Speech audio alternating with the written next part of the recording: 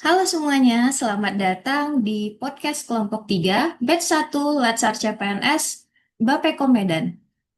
Perkenalkan, aku Lia sebagai moderator podcast kali ini. Dan siang ini kita akan ngobrol santai aja kali ya, tentang isu-isu terkini, isu-isu yang keresahan-keresahan yang dirasakan di sekitar kita, atau mungkin pernah dirasakan sendiri nih, pengalaman pribadi. Untuk bahasa kerennya itu ada nama isunya itu disebut isu kontemporer atau isu zaman now lah kira-kira. Nah, apa aja sih isu kontemporer ini? Mari kita sapa dulu nih. Yang pertama ada Kak Anas dan Kak Alivia. Halo Kak Anas dan Kak Alivia. Halo, Halo. Karena berdua kita hari gantian ini dulu. kita membahas tentang Aku mau isu dari Kak tentang Anas Amel dulu ya. Cybernas kan Halo Kak Anas. lagi rame banget Siang ya. ini kita mau bicarain apa ini Kak? Nah, halo Kak, jadi siang ini kita bakal ngomongin tentang pinjol, Kak. Pinjol atau kata lain pinjaman online.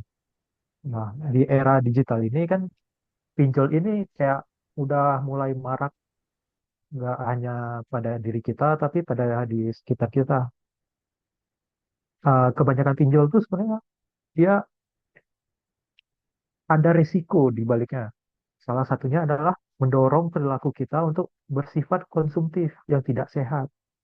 Karena orang terbiasa berutang untuk memenuhi kebutuhan yang sebenarnya bisa ditunda. Bahkan ketika tidak mampu membayar, banyak memilih gali lubang tutup lubang, mengambil pinjol baru untuk membayar pinjol yang lama, yang justru memperburuk situasi keuangan dia.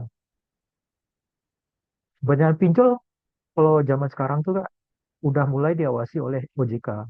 Jadi ada lembaga yang khusus untuk mengawasi si pinjol ini, biar dia nggak terlalu meresahkan masyarakat. Tapi fakta di lapangannya, kita bisa lihat masih banyak tuh pinjol-pinjol yang masih melakukan secara ilegal atau bunganya terlalu tinggi dan segala macam. Yang biasanya tuh menjerat si kita kita atau orang-orang yang mudah mudah terpengaruhi gitu. Bahkan tuh banyak kasusnya. Misalnya orang bunuh diri karena nggak bisa bayar pinjolnya gitu. Kemudian Wah. kalau dari pengalaman pribadi itu Kak, si pinjol ini tuh meresahkannya tuh kadang dia suka ngasih notif di SMS kita gitu. Jadi dia suka persuasif dengan ngirim SMS tiap hari gitu Kak. Jadi kita dari awalnya tidak nggak tergoda nih untuk ngelakuin pinjol, tiba-tiba nanti karena mungkin udah sering kita lihat nih iklannya, kita jadi tergoda gitu Kak. ter- karena terlalu sering terpapar dengan pinjol, pinjol, pinjol kanan, pinjol kiri, lama-lama, apa ya aku ikutan pinjol gitu ya. Bahaya Ya ini benar ya. lingkungannya. Jadi ada solusi nggak Mas? Gimana itu supaya kita tidak tergiur dengan iklan-iklan pinjol ini yang di mana-mana? Nah, sebenarnya untuk biar kita nggak terpengaruh nih, banyak sih Kak cara-caranya. Cuman sebagai kita yang ASN ini, kita kan punya gaji ya, gaji yang tetap setiap bulannya. Jadi kita harus pinter-pinter nih ngatur keuangan kita. Jadi kalau misalnya kita nggak cukup nih uang kita untuk membeli suatu di luar dari yang kita dapat, kita bisa nabung dulu gitu. Kita bisa belinya ke belakangan. Jadi kita bisa memenuhi kebutuhan primer atau sekunder kita. Jadi si kan ada satu lagi kebutuhan tersier ya. Itu kan tak terlalu penting. Jadi bisa kita kurang-kurangin lah.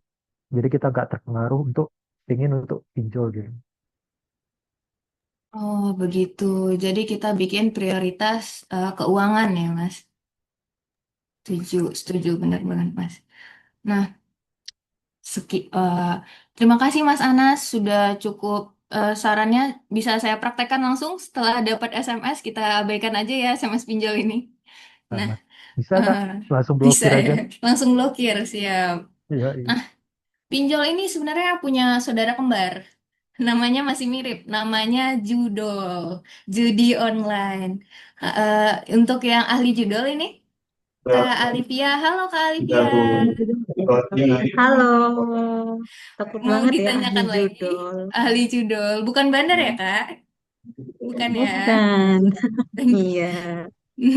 Ngomong-ngomong tentang judol ini Kak, judi online. Apa sih sebenarnya yang bikin judi online ini berbahaya gitu? Udah judi online lagi, judi aja udah bahaya ya Kak? Betul banget. Jadi gini, banyak yang nganggap judi online itu kan cuman iseng atau sebagai hiburan atau bahkan cara cepat cari duit katanya. Padahal kita sendiri tuh harus paham kalau judi online itu bukan cuman sekadar main game. Itu tuh transaksi uang dengan resiko yang tinggi dan sistemnya udah pasti merugikan pemain. Awalnya kan banyak orang-orang itu yang cuman buat senang-senang, nggak serius, paling juga nominalnya itu sekitar 10.000, 20.000 gitu. Awalnya tuh memang gitu, tapi kayak berapa banyak sih dari mereka yang bisa berhenti setelah kalah gitu. Soalnya kan biasanya setelah itu bakal muncul pikiran kayak, aduh tadi hampir menang nih, coba deh tambah 10.000 lagi gitu kan. Dan akhirnya tuh dari iseng malah jadi kecanduan, karena yang bikin bahaya itu bukan cuma jumlah uangnya, tapi efek ke psikologisnya. Nah, dan hal itu tuh juga bisa menyeret mereka tuh ke masalah utang, kayak gitu kan banyak banget ya soalnya kasus anak muda yang minjem uang teman, bahkan nipu keluarga cuma buat isi saldo spidol. Belum lagi tuh sampai mereka yang jual barang, motor, bahkan pinjol ilegal kayak yang dijelasin sama Mas Anas tadi kan. Wah, Nah, berarti udah sebenarnya tuh marak banyak ya? Udah banyak banget ya Kak? Jadi iya sebenarnya benar, betul sekali. judi online ini dilarang nggak sih Kak? Ada legalnya ada nggak sih dilarang gitu? Sebenarnya kalau di Indonesia judi online itu ilegal kayak gitu. Pemerintah juga udah berusaha lah untuk ngeblokir-blokir situs-situs judi online. Cuman karena kan yang seperti itu kan berbasis internet ya. Jadi situs-situs itu tuh gampang ganti nama sama ganti server gitu. Parahnya lagi tuh iklan mereka tuh nyasar langsung ke anak muda kayak lewat TikTok, Instagram, bahkan YouTube. Bahkan ada juga yang sampai pakai influencer palsu, testimoni bohong untuk ngehasut orang-orang gitu kan. Makanya kita semua tuh harus waspada dan pintar-pintar untuk filter informasi. Siap, siap. Berarti kita harus pintar-pintar filter informasi. em, Apa yang masuk ke SMS, kalau yang nggak jelas itu udah blokir aja. Terus Benar. selain itu nih Kak, ada nggak pesan singkat untuk masyarakat terkait judi online ini? Satu aja sih kalau menurut aku kayak kalau mau benar-benar kaya itu jangan berharap dari judi. Karena dalam judi online itu yang kaya itu bukan pemainnya, tapi yang bikin situsnya. Lebih baik Kakaknya, pelan-pelan deh bangun bukan, usaha. Ah, bukan. bukan. Lebih baik ya pelan-pelan lah bangun usaha atau belajar investasi yang aman atau tambah skill baru Siap. juga gitu kan. Karena kalau mau main judul itu kamu cuman bantu orang lain untuk jadi kaya dan malah bikin diri kamu susah. Benar, iming-iming doang ya Kak, kita dapat iming-imingnya aja. Benar, benar itu. Di awalnya Nah, aja yang enak, iya. akhirnya susah. Oke deh, terima kasih Kak atas pesannya. Semoga bisa kita terapkan ya. Jangan main judi online, jangan coba-coba walaupun cuma 10.000 gitu, supaya tidak candu. Betul. Nah, ngomong-ngomong tentang korban pinjol ini, kenapa ya? Kadang kita bingung, kenapa udah tahu judi itu em, tidak bagus gitu, kenapa masih banyak korban pinjaman online atau judi online? Kayaknya nih. Ini masih hipotesis ya.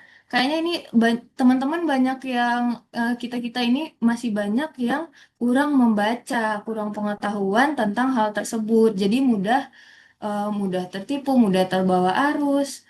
Nah, membaca ini kalau bahasa kerennya kan literasi ya. Pernah dengar nggak sih kayak literasi digital gitu? Nah, untuk em, langsung aja nih kita panggilin. Kalau ahlinya di literasi digital ini ada, halo Kak Alivia dan Kak Almira. Selamat siang. Ya, halo Kak, selamat siang. Nah, menurut Kak Almira dan Kak Alifa nih, emang apa sih yang bikin masyarakat ini gampang terjebak pinjol gitu? Nah, nah ya Kak, salah satu penyebab utamanya itu karenanya minimnya literasi nih di masyarakat. Banyak tuh orang yang langsung tergiur sama iming-iming uang cair cepat tanpa ribet. Padahal nggak nggak baca dulu tuh syarat-syaratnya apa. Waduh. Jadi langsung next next gitu aja ya, kayak setuju setuju di aplikasinya. Padahal itu sebenarnya jebakan ya, Kak. Iya kak, itu bahkan bilang kak, mereka tuh nggak sadar kalau di balik kemudahan itu ada bunga tinggi, ada denda menumpuk, bahkan ada penyalahgunaan data pribadi juga. Nah di aplikasi pinjol itu kadang seringkali ada minta akses ke galeri kita kak, ada kontak juga, ada minta lokasi juga. Kalau disalahgunakan kan nanti jadi misal ya, jadi untuk kita sendiri. Iya benar-benar. Berarti kita harus hati-hati ya membaca izin-izin aplikasi itu sebelum disetujui harus dibaca dulu. Nah kalau di Indonesia sendiri nih Kak, menurut kakak-kakak, gimana sih kondisi literasi digital di Indonesia gitu? Nah, itu dari hasil riset Kementerian Komunikasi dan Informasi pada tahun 2021, Kak. Indeks literasi digital di Indonesia itu masih rendah. Bisa dikatakan seperti itu karena nilainya itu berada di 3,49 dari skala 1 sampai 5. Nah, ini tuh sebenarnya masih jauh banget di bawah kalau misalnya kita bandingin nih sama negara-negara maju kayak Finlandia yang mereka itu literasinya hampir 100%. Nah ya kak, kadang malah biasanya kita masih di bawah rata-rata juga loh. Karena di era digital ini literasi digital itu bukan cuma penting, tapi esensial sih untuk melindungi data pribadi kita. Benar-benar. Jadi penting untuk melindungi data pribadi kita ya. Nah, selain em, pinjol ini, Kak, kira-kira kan kita tadi ngebahasnya perlunya literasi digital untuk menjaga pinjol ini. Selain terkait pinjol nih, ada lagi nggak sih dampak dari rendahnya literasi digital ini? Banyak banget sih sebenarnya, Kak. Contohnya tuh ya masyarakat ini mudah termakan hoaks, mudah terprovokasi isu sensitif. Bahkan mereka tuh sampai jadi korban penipuan online. Nah, apalagi nih bagi orang-orang yang belum terbiasa nih dia berpikir kritis, maka dia tuh kesulitan tuh membedain informasi itu mana yang valid dan mana yang palsu, sehingga mereka lebih mudah untuk dibohongin sama oknum-oknum yang jahat seperti ini. Duh, rada serem ya, kayak eh, mereka kadang pernah nggak sih Kak, kayak kita dapat kita dapat info nih, terus langsung nge-forward forward aja, nggak dibaca dulu gitu loh kayak eh, tapi ternyata setelah lama baru sadar, oh itu ternyata info hoax. Berarti kita termasuk penyebar hoax ya Kak? Bisa nggak jadi kayak gitu? Iya, iya benar kak. Jadi tanpa literasi digital kita bukan cuma korban aja kita, tapi bisa jadi pelaku penyebar informasi yang salah. Astaga, mudah-mudahan tidak terkena ya ke kita. Jadi ada untuk mencegah hal tersebut ada nggak nih Kak solusi atau tips and trick supaya kita tidak jadi penyebar hoax walaupun nggak sengaja kadang nggak niat ya. Karena kak, pertama kita mulai dari hal kecil dulu, yaitu biasakan verifikasi informasi sebelum kita share ke yang lain. Kedua, jangan sembarangan kasih izin akses aplikasi, apalagi yang nggak jelas itu asal usulnya ya kak ya. Kalau mau pakai pinjol, cek dulu tuh terdaftar nggak di OJK, ilegal atau nggak ilegalnya. Nah, terakhir itu ada edukasi lingkungan sekitarnya, karena makin banyak sadar, makin kuat dan mengetahui dari jebakan digital. Nah, aku setuju banget nih sama Kak Almira. Jadi itu digital itu bukan cuma soal teknologi, tapi juga soal kesadaran dan tanggung jawab kita. Karena di era sekarang itu melek digital itu sama dengan aman dari hoax dan jebakan pinjol. Oke, supaya jadi kita harus melek digital supaya aman dari hoax dan jebakan pinjol. Setuju banget Kak Alifa dan Kak Almira. Dan makasih banyak kakak-kakak atas em, penjelasannya tentang literasi digital ya. Ngomong-ngomong literasi digital nih, kita kan lagi masih masuklah ke membaca. Pernah dengar nggak peribahasa membaca sampai ke negeri Cina? Pernah nggak Kak Alia? Waduh, pertama kali tuh dengeran kayak gitu. Pertama Pernahnya kali? dengernya, mm pernahnya dengernya tuntutlah ilmu sampai ke negeri Cina. Oh iya, Ya enggak sih? salah ya. Iya bener Kak, bener. Iya. Hampir mirip lah tipis. Nah, eh, halo, oh ya belum disapa. Halo Kak Alia, siang. Langsung aja ya. Halo, Amalia. Langsung aja ya kita. Em, Kak, aku pernah dengar nih, kalau misalnya em, banyak anak-anak yang udah lulus SD, bahkan dia udah masuk SMP, tapi nggak bisa baca, tulis, atau nggak bisa ngitung gitu. Bener nggak Kak itu kejadiannya? Kayaknya itu bener banget sih. Soalnya nih ini tuh dari pengalaman ibu aku sendiri yang seorang guru ya, guru SMP dan dia tuh keluh kesahnya itu udah SMP pun tapi masih banyak anak-anak yang masih baca tuh harus didikte. Mereka nggak bisa baca, bahkan hitung-hitungan dasar juga banyak salahnya gitu. Padahal ya itu kan kemampuan dasar ya, kayak kalistung itu kan fondasi utama buat mereka melanjutkan pendidikan ke jenjang yang lebih tinggi ya, atau bahkan buat bertahan di kehidupan sehari-hari. Iya, bener banget Gimana Kak nih itu. kita mau melek literasi digital kalau baca aja belum bisa ya? Iya, setuju Kak.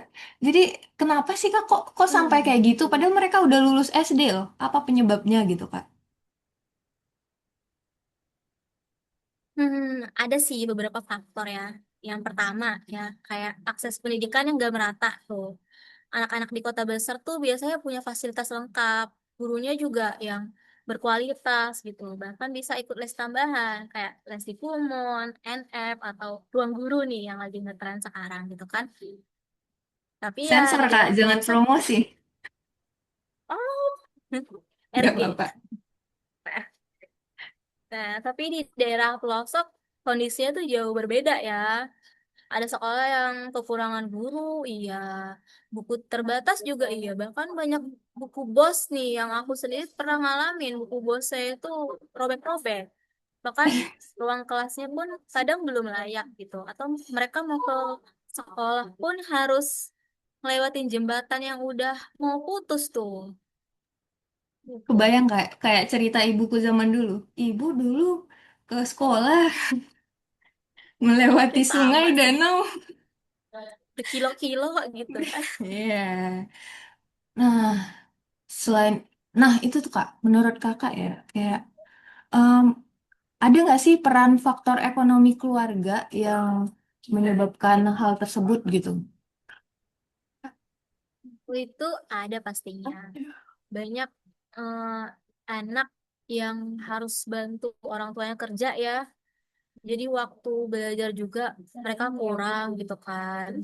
Ada juga nih orang tua yang belum sadar sama pentingnya pendidikan kan. Jadi mereka tuh kadang suka nyuruh anaknya juga ikut, kamu kerja aja deh mending gitu. Atau kamu kayak nggak usah lanjut perguruan tinggi gitu. Karena uangnya nggak ada, kamu cari kerja aja dulu gitu kan. Karena mungkin mereka sendiri belum ngerasain gitu ya manfaat dari sekolah itu apa, karena mungkin jadi mereka tuh ya dulu-dulu mungkin sekolah tapi ya aku jadi orang yang begini-gini aja juga gitu mungkin ya gitu. Perbedaan pola pikirnya masih berbeda kali ya. Kak? Enggak. Prihatin Iya, juga ya pola kita pikirnya melihat sudah hal berbeda. ini. Mm-mm. Tapi ini kan masih sedih-sedih ya. Ada nggak? Kita kan ke depannya harus Hmm. memperbaiki. Ada nggak nih solusi untuk mengatasi hal-hal tersebut gitu, supaya nggak kejadian lagi nih kayak gini gitu. Ada dong pastinya. Yang pertama nih, cara pendidikan itu harus diubah. Cara pandang tentang pendidikan maksudnya harus diubah. Jangan kayak cuma mikir yang penting anak-anak sekolah lulus, tapi mereka tuh nggak benar-benar belajar. Jadi yang penting itu mereka belajar dan menguasai kemampuan dasarnya itu. Kayak percuma kan nih naik kelas terus gitu kan. Lulus SD sampai SMP tapi nggak bisa yang dasarnya aja kayak kalistung aja nggak bisa, belum ngerti apa-apa. Kan Iya, ngapain make gitu ya. sense, masuk akal. Mm-mm. Nah, terus soal ekonomi keluarga nih Kak, gimana ini? Nah, itu juga ngaruh. Nah, setahu aku ya, pemerintah itu udah punya program kayak KIP itu Kartu Indonesia Pintar kalau nggak salah ya, atau beasiswa gratis. Ada juga program makan siang gratis nih yang baru aja dijalankan. Dan kalau dijalankan dengan baik, bisa banget ngebantu anak-anak biar nggak sekolah dalam keadaan lapar. Jadi juga nggak bahan pikiran orang tuanya juga tuh kan. Selain itu juga perlu pelatihan ekonomi sih buat orang tua, pelatihan-pelatihan untuk UMKM itu supaya mereka bisa nambah penghasilan tanpa harus nyuruh anaknya kerja. Kayak gitu. Siap, siap. Jadi anaknya nggak perlu kerja ya, karena memang masih usia Bisa belum fokus usia kerja, belajar. masih fokus belajar. Setuju, Betul, Kak. harus fokus Nah, belajar. kan tadi fokus belajar nih, Kak. Em, jadi metode belajar itu yang baik itu gimana, Kak? Menurut Nah, yang aku pernah dengar tuh katanya sih ada nih yang beberapa udah dilaksanakan di beberapa daerah gitu kan. Namanya tuh teaching at the right level. Jadi ada anak-anak yang diajar tuh sesuai kemampuan mereka, nggak diburu. Gara-gara kamu mau naik kelas 3, kamu harus naik kelas 3 nih. Tapi kamu belum bisa gini gini gini. Tapi kamu harus tetap naik karena dikejar sama mungkin predikat sekolah gitu kan. Nah, sering jangan kayak kejadian, Kak. gitu. Nah, mm-mm. Jadi dengan teaching at the right level ini, kita tuh anak-anak diajarin sesuai kemampuan dan gak cuma berdasarkan umur atau kelas mereka aja. Siap-siap. Jadi kalau memang belum mampu ya ajarkan dulu gitu ya sampai dia mampu gitu. Mm-mm. Terakhir nih Kak, Mm-mm. soal yang nggak kalah penting selain siswanya, kita kan harus membahas juga tentang gurunya gitu. Kalau gurunya gimana ini Kak? Nah, tadi tuh mungkin belum kesebut ya masalah soal guru tuh kan kalau guru tuh banyaknya nih yang sering jadi masalah tuh satu guru, tapi untuk banyak mata pelajaran nih. Padahal itu bukan kemampuan si guru. Bisa jadi si guru ini guru bahasa Inggris, tapi disuruh ngitung matematika. Kan kacau tuh. Mungkin basicnya aja si guru nggak ngerti, tapi ngajarin anak-anak. Nah, jadi mungkin guru bisa ditempatkan sesuai bidang mereka biar mereka tuh bisa lebih maksimal. Dan keluh kesahnya lagi dari ibu aku tuh mungkin seringnya eh, tugas guru tuh bukan cuma soal ngajar, banyak administrasi yang bukan nggak penting sih, tapi mungkin bisa dikasih sama orang lain yang ya bisa yang kita tuh bisa merekrut staf khusus untuk administrasi itu atau pakai sistem digital yang bisa lebih menggampangkan si guru jadi si guru nggak ngurusin soal administrasi administrasi itu aja fokusnya bisa ke ngajar doang terus jangan juga nih pelatihan berkelanjutan, misalnya kayak literasi digital tadi. Nih, kalau guru dan murid udah melek digital, pasti mereka bisa akses sumber belajar yang lebih luas. Nggak cuma ngandelin buku di sekolah, gitu kan. Anak-anak bisa belajar lewat video, diajarin gurunya, atau aplikasi interaktif lainnya, gitu. Dan juga kalau ada akses internet, literasi digital juga bisa jadi jembatan buat dapetin materi yang sama bagusnya, kayak di kota besar. Benar, oke, setuju Pak, setuju. Sekarang udah banyak sumber ya. Jadi Mhm. tadi kita udah Mm-mm. ngebahas dari pemerintahnya, udah dibahas guru, orang tuanya, siswanya tentu Mm-mm. aja udah pasti kita bahas ya. Lengkap banget nih Kak. Terima kasih Mm-mm. banyak Kak Alia. Setuju. Em, Terima kasih banget atas pencerahannya siang-siang ini yang sudah cerah. Oke, terakhir nih, Sudah sangat cerah ini ya. sudah sangat cerah ya. Kan kita baru ngomong pendidikan. Yang kalau udah pendidikan SD, SMP, SMA, belajar belajar belajar kuliah, tamat kuliah, kita ngapain ini? Nah, tamat kuliah kita mulai mencari kerja. Ngomong-ngomong di Indonesia nih, em, sekarang kan generasi Z lagi zaman-zamannya nyari kerja ini, lagi zaman-zaman ngelamar-ngelamar, zaman-zaman tertolak, zaman-zaman pindah-pindah kerjaan. Kita panggil deh salah satu perwakilan generasi Z. Halo Kak Faisal. Halo Kak Amalia. Hai Kak Faisal. Di podcast kali ini nih, kita mau ngomongin isu apa nih Kak yang terkait nyangkut banget mungkin sama generasi Z. Ya, oke Kak. Kalau untuk di podcast kali ini mungkin kita mau bahas soal bonus demografi ya Kak. Itu kalau misalkan kita sering dengar di sosmed biasanya sering dibahas tuh tentang eh, generasi Indonesia Emas tahun 2045. Nah, ini balik-balik lagi isunya soal sumber daya manusia. Nah, ini isunya lagi hangat nih dan punya pengaruh besar buat masa depan Indonesia gitu, Kak. Oh, sering dengar sih kayak bonus demografi, tapi masih ngawang gitu. Artinya, definisinya apa sih, Mas? Bonus demografi itu gitu. Oke, Kak, untuk definisi itu sendiri, bonus demografi itu kondisi ketika jumlah penduduk usia produktif antara 15 sampai 64 tahun jauh lebih banyak dibanding penduduk yang nggak produktifnya di suatu negara. Contohnya di Indonesia ini, kayak anak-anak dan orang tua. Nah, mereka itu kan udah di luar dari usia produktif ya. Jadi, kayak negara punya lebih banyak tenaga kerja yang bisa mendorong pertumbuhan ekonomi, dan sementara itu beban sosialnya jadi lebih ringan gitu, Kak. Hmm, oke oke. Berarti ini sebenarnya kesempatan ya, peluang emas gitu em, buat Indonesia karena kan tadi dari definisinya tenaga kerjanya lebih banyak gitu. Tapi itu kan yang enak-enaknya aja, manis-manisnya aja. Di sisi lain ada nggak sih Mas ini kira-kira tantangan dari bonus demografi dari kondisi ini gitu? Nah, iya benar banget, Kak. Kalau masalah kelebihannya tadi udah kita jelasin sedikit ya. Kalau masalah untuk tantangan, di sini walaupun kita punya peluang besar, namun kalau nggak dikelola dengan baik, justru ini bakal jadi masalah gitu, Kak. Kita perlu perencanaan dan kebijakan yang tepat, mulai dari peningkatan kualitas sumber daya manusia, kemudian penyediaan lapangan kerja, sampai menciptakan lingkungan kerja yang mendukung. Soalnya, kalau nggak, bisa timbul masalah kayak pengangguran, kesenjangan sosial, bahkan bisa menghambat pertumbuhan ekonomi itu sendiri. Makanya ini dianggap menjadi isu strategis nasional gitu, Kak. Isu strategis nasional. Apa sih contohnya Mas itu isu strategi nasional? Nah, yang pertama itu tenaga kerja kita ya. Kan jumlahnya banyak banget nih. Bisa banget tuh buat dorong pertumbuhan ekonomi dan bikin daya saing Indonesia makin kuat. Itu yang jadi strateginya, Kak, gitu. Oh, oke oke. Jadi asal tenaga kerjanya punya kualitas yang mumpuni itu udah oke ya berarti. Nah, iya itu dia.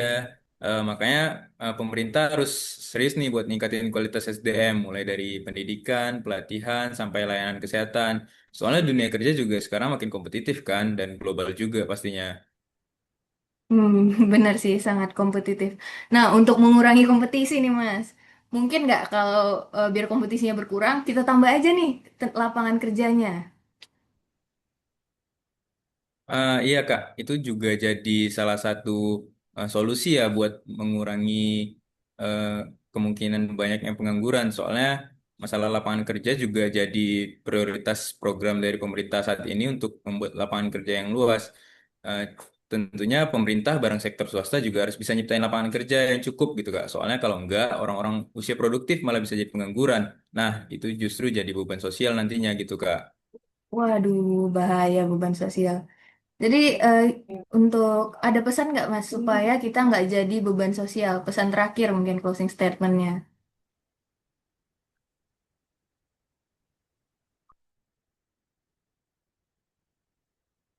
Nah, oke Kak, untuk jadi intinya bonus demografi ini sebenarnya kesempatan besar ya buat kita, buat negara kita yang harus kita manfaatin dengan sebaik-baiknya.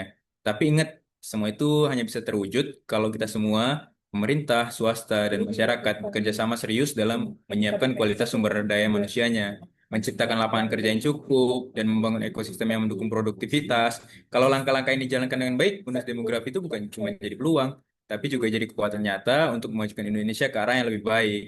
Mungkin itu sih Kak, Siap, penjelasan siap. singkatnya. Terima kasih banyak, Iya, Mas. Berarti kita harus kolaborasi ya supaya mendukung Indonesia Emas 2045. Oke, teman-teman, siap karena benar. kita udah banyak banget nih maraton isunya, mulai dari pinjol, judol, literasi digital, sampai yang terakhir tadi bonus demografi yang harus kita manfaatkan untuk mencapai Indonesia Emas 2024. Nah, supaya tidak berlama-lama, mending kita sudahi aja ya podcast kali ini, supaya teman-teman mungkin bisa lanjut membaca, biar langsung dipraktekkan tadi biar literasi digitalnya ya. Oke, terima kasih banyak teman-teman. Terima kasih juga kakak-kakak yang sudah memberi pencerahan. Kami dari kelompok 3 Latsar CPNS Batch 1 Bapeko Medan. Ucapkan terima kasih. Sampai jumpa di lain waktu. Bye-bye. Bye. Dadah. Dadah. Dadah.